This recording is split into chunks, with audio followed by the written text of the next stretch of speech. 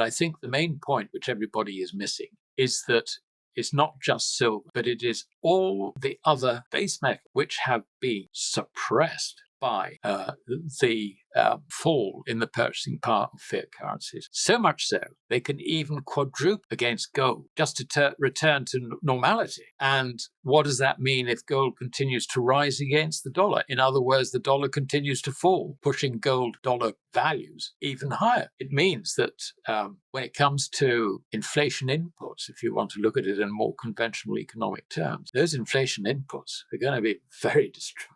Veteran economist Alasdair Macleod believes that if the broader macroeconomic trend persists, where precious metals reclaim value relative to fiat currencies, silver could experience a significant surge, not just in dollar terms but even compared to gold. The shift, he argues, would reflect a deeper repricing of tangible assets as fiat currencies lose credibility globally. While the official U.S. national debt currently stands at $36.22 trillion, many analysts warn that the real fiscal situation is far worse. When unfunded liabilities such as Social Security, Medicare, and other entitlements are included, the total obligations are estimated to exceed $100 trillion. Rick Rule of Rule Investment Media underscores the implications of this fiscal burden, stating, "We will have to allow the purchasing power of the US dollar to decline so that we can honor our nominal debts while not honoring our real debts." Rule predicts that due to these massive unfunded liabilities, the dollar could lose up to 75% of its purchasing power over the next decade.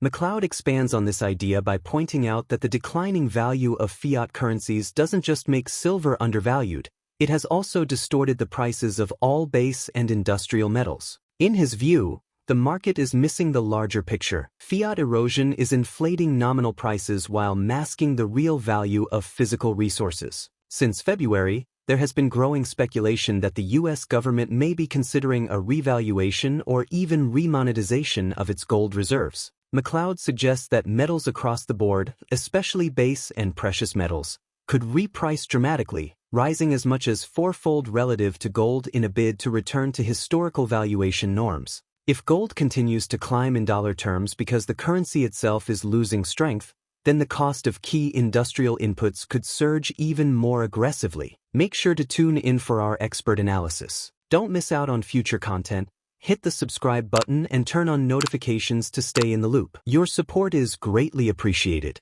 Yes, I think we're going to see it fall further. I think we'll see it fall quite significantly. I mean, I wouldn't rule out at all. In fact, I would expect it to move back down to around about 50, which has been some sort of average over, really since about 1900, I suppose, or the 1880s. Because it was in the 1870s when silver was no longer, the silver standards, if you like, no longer applied in Europe. The last one being Germany, which went on to a gold standard, I think, in 1873. Thereabouts. That meant that the value of silver was then being priced for its next use. And so the gold-silver ratio from that point rose from, 15, 16, whatever, on the way up. And, of course, it peaked under President Trump in his first term in office at something like 120. And it's now on its way back down again.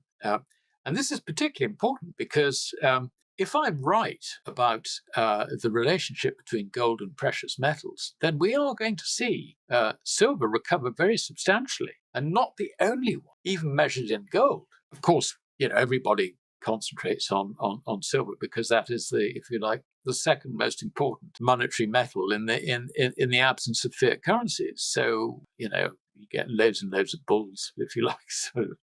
Pessimists like me thinking, if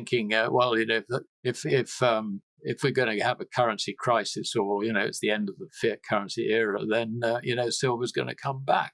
I think that will probably fuel some speculation. But I think the main point which everybody is missing is that it's not just silver, but it is all the other base metals which have been suppressed by the fall in the purchasing power of fiat currencies. So much so, they can even quadruple against gold just to return to normality. And what does that mean if gold continues to rise against the dollar? In other words, the dollar continues to fall, pushing gold-dollar values even higher. Well, it means that when it comes to inflation inputs, if you want to look at it in more conventional economic terms, those inflation inputs are going to be very destructive of fiat currencies, horribly so. That's the future, I'm afraid. And what does that mean for bond yields? Up, up, up, up. And it's got nothing to do with the collapse in economic activity that will happen. That's going to happen. That's going to happen, partly because of the adjustment, but also because of the past history of suppressing interest rates and the accumulation of unproductive debt. I think it was Warren Buffett who liked to say that, when the tide goes out, you'll see who's wearing shorts. That's what we're now facing. I mean, the end of the fiat currency system is going to expose an awful lot stuff, which very few people suspect. The US dollar is steadily losing ground as it faces a persistent and compounding decline in global influence. Once the dominant force in international finance, the dollar is now being cast aside, weighed down by geopolitical tensions, declining trust, and the growing backlash against its weaponization. Former President Donald Trump's aggressive tariff policies and ongoing global moves to reduce dollar dependency have accelerated this trend, pushing the currency into what many see as a structural downward spiral. Nations are increasingly abandoning the dollar in favor of their currencies, marking a clear shift toward a multipolar monetary system. This transition isn't just theoretical. It's now being openly discussed and acted upon by central banks and policymakers worldwide. The confidence that once supported the dollar's status is eroding as countries seek to insulate themselves from the risks associated with holding or transacting in a currency subject to unilateral sanctions and political maneuvering. Alasdair Macleod points out that as the dollar's purchasing power continues to deteriorate, it distorts the pricing of real assets. While gold has responded by moving higher in dollar terms, most base metals have not kept pace. This discrepancy highlights how the debasement of fiat currency can skew perceived valuations. The fall in the dollar's value doesn't necessarily mean assets are becoming cheaper. It implies the measuring stick is becoming weaker. Let's get back to the interview. There has been a lot of suppression of metals prices by virtue of the fact that the dollar has been debased. The dollar is the principal currency. All the other currencies go with it. But the dollar has been debased so much that they've also taken down the value of base metal. But my starting point in trying to explain this is that we know that over long periods of time, the purchasing power of gold is relatively constant. Now, obviously, individual commodities, some will rise and some will fall. There will be differences, if you like, because of in demand and also supply, new mines and mines being exhausted and, fashion, or if you like, new technology moving on into other materials. So you'll get all this sort of evolution, if you like, going on. But if you take a sort of a basket of base metal, then quite obviously there is a level where those base metals will be priced in gold relatively constantly over time. Now, there can be some variation of that. I mean, in wars, for example, and also in the 1950s, when there were some significant strains, 50s and early 60s, there was some significant strains as the dollar, was being expanded. Dollar credit was expanding very, very rapidly, yet it was stuck on a gold standard at $35. The result of this was that prices rose, but because you had that $35 relationship with gold, between the dollar and gold, it meant that as prices rose in dollars, it was taking prices up in gold as well.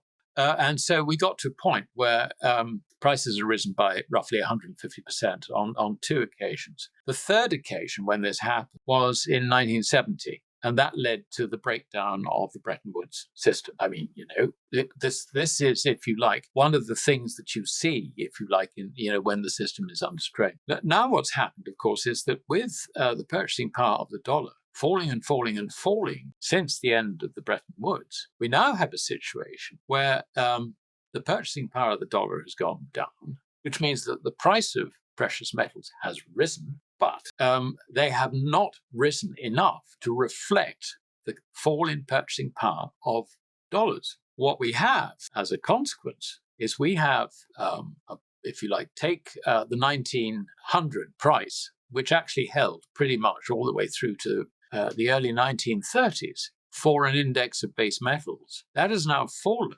by something like 77% from that 1990 level measured in gold. We go back to the long-term purchasing power of gold being constant. Now, this tells us that it's not gold, if you like, that is too high. It's base metals, which are too low, measured in gold. They will recover measured in gold, and they've got the potential to increase by some 400% in gold alone. Now, what does that mean in dollars? Fiat dollars. It means that the increase in fiat dollars is likely to be considerably greater than 400% for an index incorporating a wide range of base metals. What once served as the global anchor for value is now steadily eroding beneath the weight of unfunded promises, geopolitical backlash, and monetary overreach. As traditional benchmarks blur, markets are beginning to reassess not just prices, but what those prices represent. Industrial metals, long overlooked in monetary debates, may soon take center stage as collateral in a world shifting from fiat illusions to tangible fundamentals. The pivot away from a single currency standard is accelerating, and with it, the suppressed value of hard assets could violently reassert itself in both economic and geopolitical terms. Could this unraveling of trust in sovereign currencies force a recalibration of global trade, where tangible assets, not just reserves, become the final arbiter of value? Share your perspective in the comments section. If the video resonates with you, join our community by subscribing to our channel and enabling notifications with the bell icon. Thank you for being a part of our community.